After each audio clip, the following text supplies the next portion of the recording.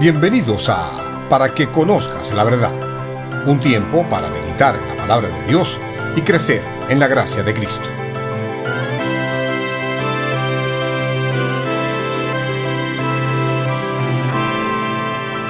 Hoy con el pastor Elio Enay Martins. Me alegra que te unas a nosotros en este viaje a través del Evangelio de Lucas. Oramos a Dios que sea de provecho a todos los que escuchan. Por ser este nuestro primer programa, queremos aclarar un par de asuntos. Primero, nunca deberíamos esparcir información que no tengamos la certeza de que es cierta. Por lo que te afirmo que nuestro libro de texto, la Biblia, fue escrita por hombres de Dios inspirados por el Espíritu Santo y revela el plan de Dios en Jesucristo para salvarnos. Segundo, dejarte saber que estos podcasts son producidos por la Iglesia Bautista de Almendares en La Habana, Cuba, donde sirvo como uno de sus pastores y trabajamos afirmados en la palabra de Dios, convencidos de la intervención del Espíritu Santo y para la sola gloria y fama de nuestro Señor Jesucristo.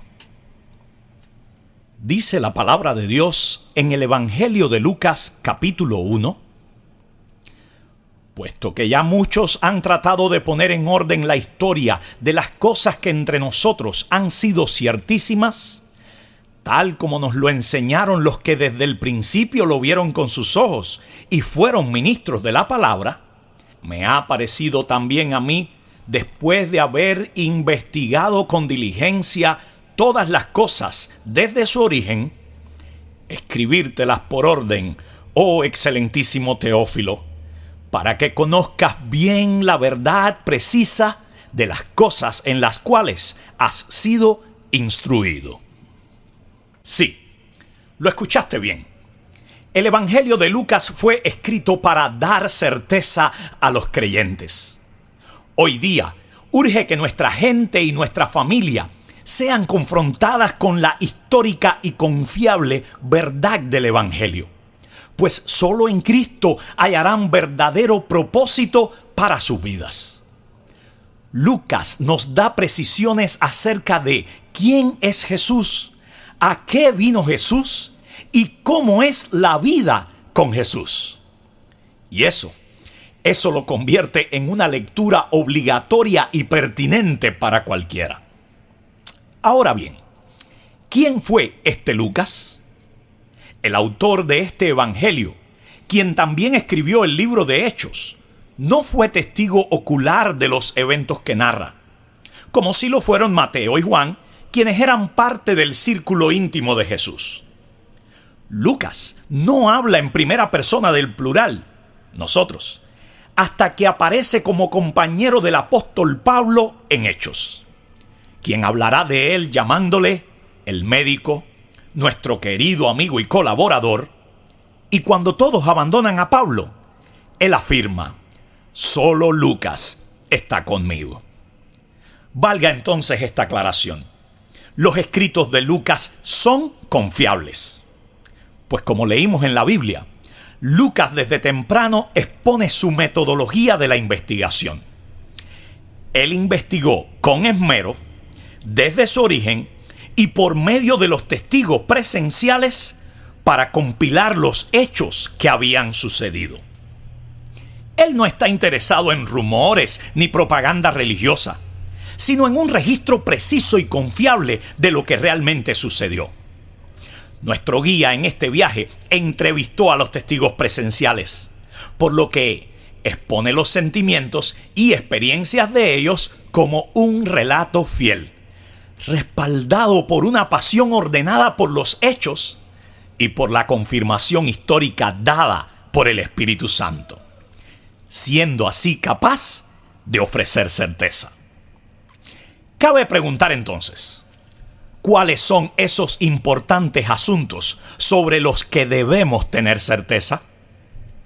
El Evangelio de Lucas es un relato comprobado de la vida y ministerio terrenal de Jesús, el Mesías de Dios. Sus detalles son reveladores, razón para que, mientras estudiamos este Evangelio, prestemos atención a, número 1, el ministerio del Espíritu Santo. Se nos muestran muchas formas en que la tercera persona de la Trinidad trabaja, obrando en los nacimientos, moviendo al pueblo a alabar, afirmando el ministerio del Mesías y siendo prometido a los discípulos, lo cual nos prepara para ver al poderoso Espíritu Santo ser concedido en aquel día de Pentecostés a todos los creyentes. Número 2. La importancia de la oración. Lucas enfatiza en la práctica de oración de Jesús, quien animó a sus seguidores a orar. Les mostró cómo hacerlo, además de las memorables parábolas que tocan el tema. Un asunto del que tú y yo debemos tener certeza. Número 3. El gozo y la alabanza del pueblo de Dios. En Lucas, de manera singular, los personajes, vasijas de la bondadosa gracia de Dios en Cristo, interrumpen el curso natural de los eventos al comenzar a cantar. Y no es que sea una obra o película musical, pero sí un patrón que apunta a cómo la obra de Dios es recibida con gozo y espontánea alabanza. Número 4. En medio del ruido mundanal, estemos atentos a la iniciativa de Dios en la salvación de su pueblo. El relato bíblico confirma que la vida, muerte y resurrección de Jesús son parte del plan soberano de Dios para la salvación de su pueblo. Las parábolas del capítulo 15 dan una vívida imagen de lo que Jesús quiso decir al afirmar: he venido a buscar y salvar a los perdidos. Y número 5. Observemos las repetidas demostraciones de el amor de Jesús por los excluidos y menospreciados en la sociedad. Las buenas noticias sobre Jesús no se limitan a las personas valoradas y honradas.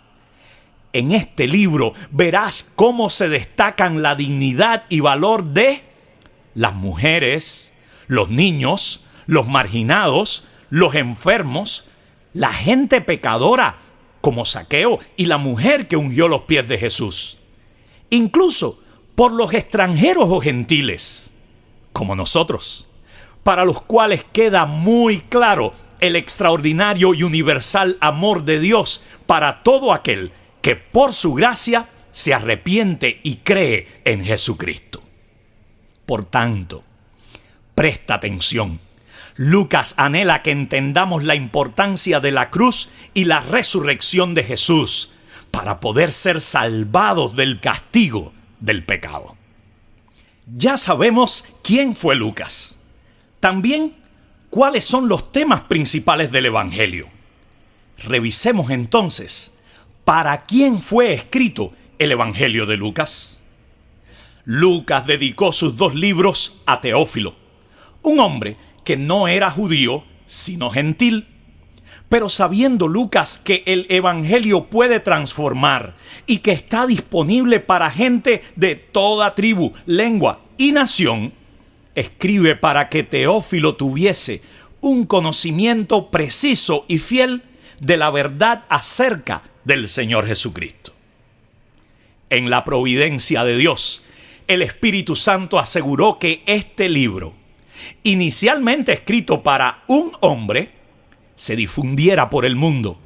Fue así que el médico, historiador, teólogo y pastor se convirtió en instrumento de Dios para la salvación y edificación de millones a través de la historia. Y es que en la mención personal de Teófilo, incrédulo antes y luego creyente, todos somos invitados a conocer bien la verdad y tener seguridad plena del Evangelio de Cristo.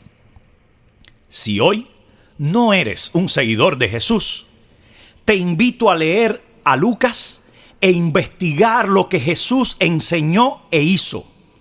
Y notarás que hubo quienes al confiar en Él hallaron esperanza. Pero otros, por su orgullo y falta de fe, se alejaron.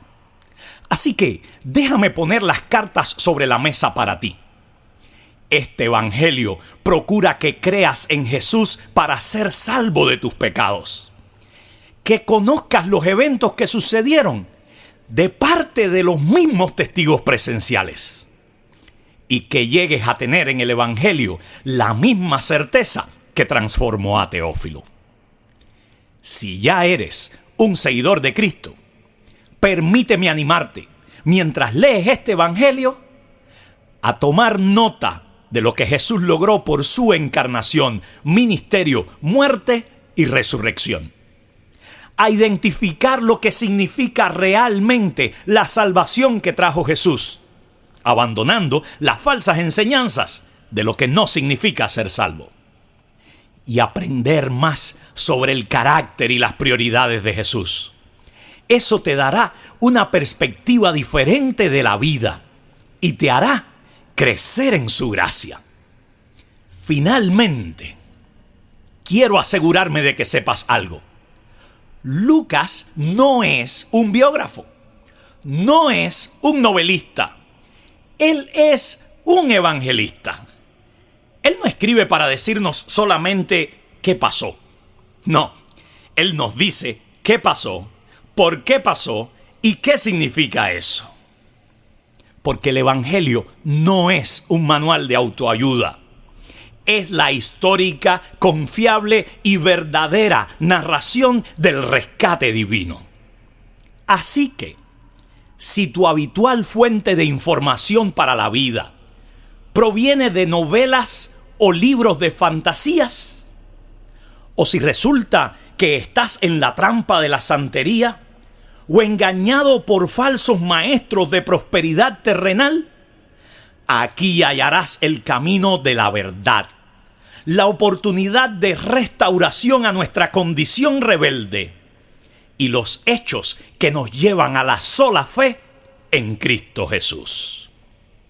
Mi reacción al saber que el Evangelio de Cristo es para nosotros es plena certidumbre de fe, gratitud y esperanza.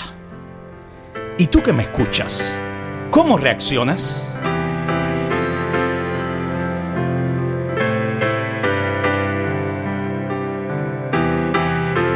Mi Dios y Padre eterno, autor de la creación, poderoso. Tu Espíritu intervino, el Verbo se encarnó. Cristo, tú salvas. Creo en nuestro Dios el Padre y en su Hijo Cristo el Rey. Creo en el Espíritu Santo, Dios tres en uno es. Creo que resucitaste, que nos levantarás. Creo en el nombre de Jesucristo.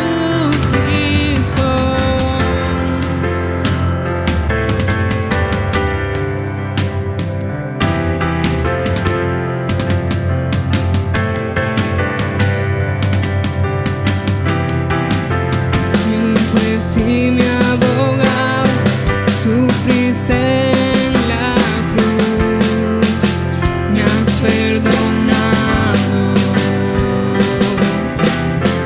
Bajaste a las tinieblas y en gloria y poder te levantaste.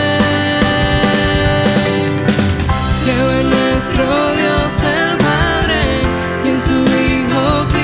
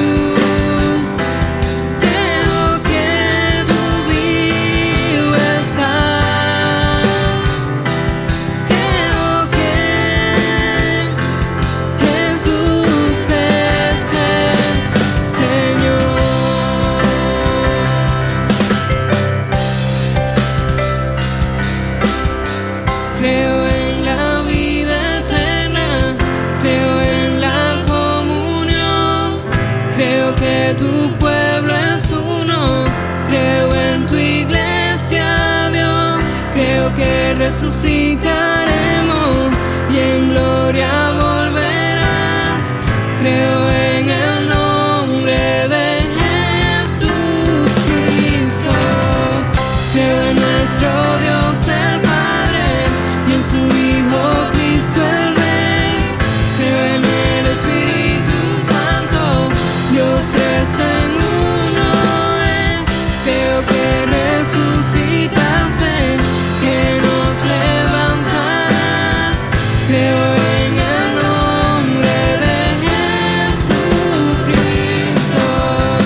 Creo en el nombre de Jesucristo.